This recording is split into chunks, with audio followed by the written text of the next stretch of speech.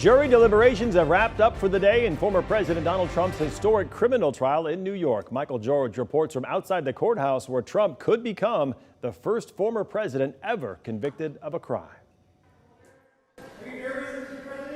Former President Donald Trump struck a pessimistic tone after jury deliberations in his criminal case got underway.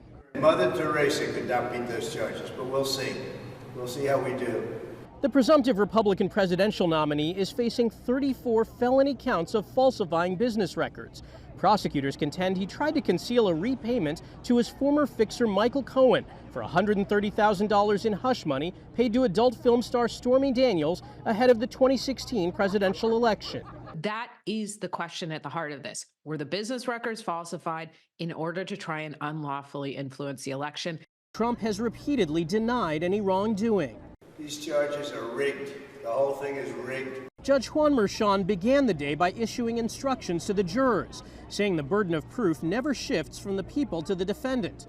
If the people fail to satisfy their burden of proof, you must find the defendant not guilty. And if the people satisfy their burden of proof, you must find the defendant guilty. After several hours of deliberations, the jury came back with a note asking for transcripts of testimony from Michael Cohen and the former publisher of the National Enquirer, David Pecker.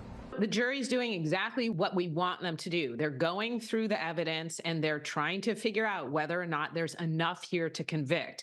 This is one of 4 criminal cases Trump is facing, but most likely the only one that will wrap up before the presidential election in the fall.